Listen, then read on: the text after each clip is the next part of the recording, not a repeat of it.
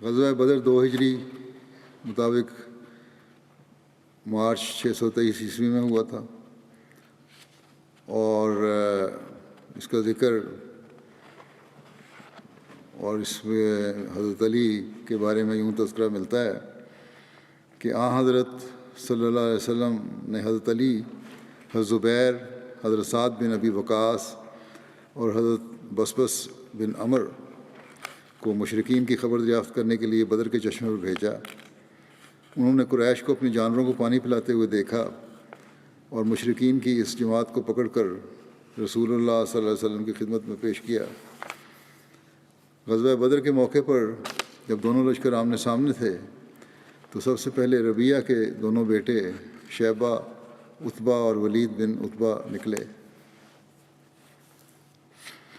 اور مبارزت کی دعوت دی، تو قبیلہ بنو حارث کے 3 انصاری معاذ اور معوذ اور اوف جو افراح کے فرزند تھے ان کی طرف سے مقابلے کے لیے نکلے، مگر رسول اللہ صلی اللہ علیہ وسلم نے یہ ناپسند فرمایا کہ مسلمانوں اور مشرکین کے درمیان پہلی مٹھ بھیڑ میں انصار شامل ہوں، بلکہ آپ نے یہ پسند فرمایا کہ آپ کے چچا کی اولاد اور آپ کی قوم کے ذریعے سے شوکت ظاہر ہو۔ پس آپ نے انصار کو حکم دیا، وہ اپنی صفوں میں واپس آ گئے اور آپ نے ان کے لیے کلمہ خیر فرمایا۔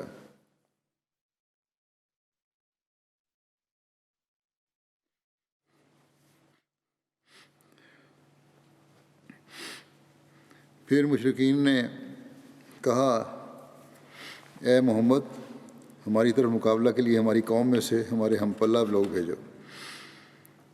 بس رسول اللہ صلی اللہ علیہ وسلم نے فرمایا، اے بنو ہاشم، اٹھو، اپنے حق کے لیے لڑو جس کے ساتھ اللہ نے تمہارے نبی کو مبعوث کیا ہے۔ جب وہ لوگ اپنے باطل کے ساتھ آئے کہ وہ اللہ کے نور کو بجھا دیں، بس حضرت حمزہ بن عبد المطلب، حضرت علی بن ابو طالب اور حضرت عبیدہ بن حارث کھڑے ہوئے اور ان کی طرف بڑھے، تو عتبہ نے کہا، کچھ بولو تاکہ ہم تمہیں پہچان سکیں۔ خوات پہنے ہوئے تھے ان لوگوں نے، جس کی وجہ سے چہرے چھپے ہوئے تھے۔ حضرت حمزہ نے کہا کہ میں حمزہ بن عبد المطلب، اللہ اور اس کے رسول صلی اللہ علیہ وسلم کا شیر ہوں۔ اس پر عتبہ نے کہا، اچھا مقابل ہے، اور میں حلیفوں کا شیر ہوں، تیرے ساتھ یہ 2 کون ہیں؟ حضرت حمزہ نے کہا، علی بن ابو طالب اور عبیدہ بن حارث۔ عتبہ نے کہا، دونوں اچھے مقابل ہیں۔ پھر عتبہ نے اپنے بیٹے سے کہا کہ اے ولید، اٹھو۔ بس حضرت علی اس کے مقابل کے لیے گئے اور ان دونوں میں تلوار چلنے لگی اور حضرت علی نے اسے قتل کر دیا۔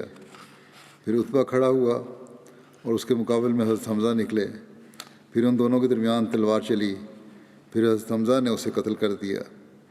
پھر شیبہ کھڑا ہوا اور اس کے مقابل پر حضرت عبیدہ بن حارث نکلے، جبکہ وہ حضرت عبیدہ اس نے رسول کریم صلی اللہ علیہ وسلم کے اصحاب میں سب سے زیادہ عمر رسیدہ تھے۔ شیبہ نے حضرت عبیدہ کی ٹانگ پر تلوار کا کنارہ مارا جو آپ کی پنڈلی کے گوشت میں لگا اور اس کو چیر دیا۔ حضرت حمزہ اور حضرت علی نے شیبہ پر حملہ کیا اور اسے قتل کر دیا۔ یہ روایت 2 سال ہوئے پہلے بھی بیان ہوئی تھی، کچھ حصہ میں بیان کرتا ہوں۔ ایک اور روایت ہے، اس میں اس کا تذکرہ اس طرح ملتا ہے جو حضرت علی بیان کرتے ہیں کہ عتبہ بن ربیعہ اور اس کے پیچھے اس کا بیٹا اور بھائی بھی نکلے اور پکار کر کہا کہ کون ہمارے مقابلے کے لیے آتا ہے؟ تو انصار کے کئی نوجوانوں نے اس کا جواب دیا۔ عتبہ نے پوچھا کہ تم کون ہو؟ انہوں نے بتا دیا کہ ہم انصار میں سے ہیں۔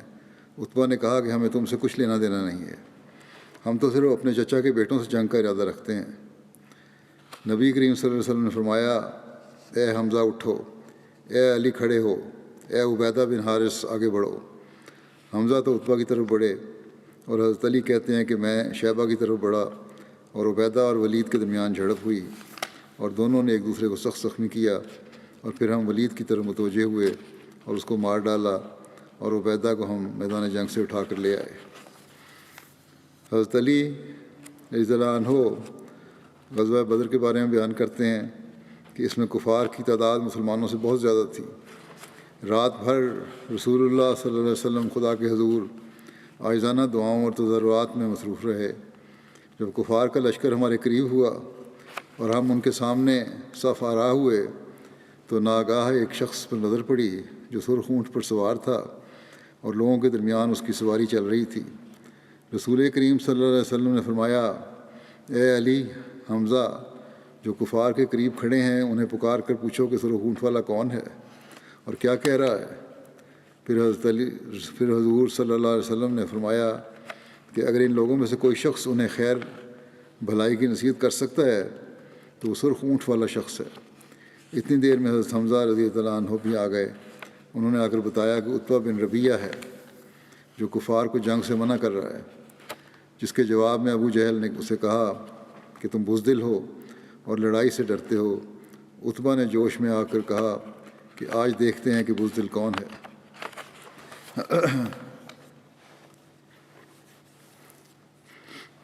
بہرحال پھر وہ جنگ میں شامل ہوا۔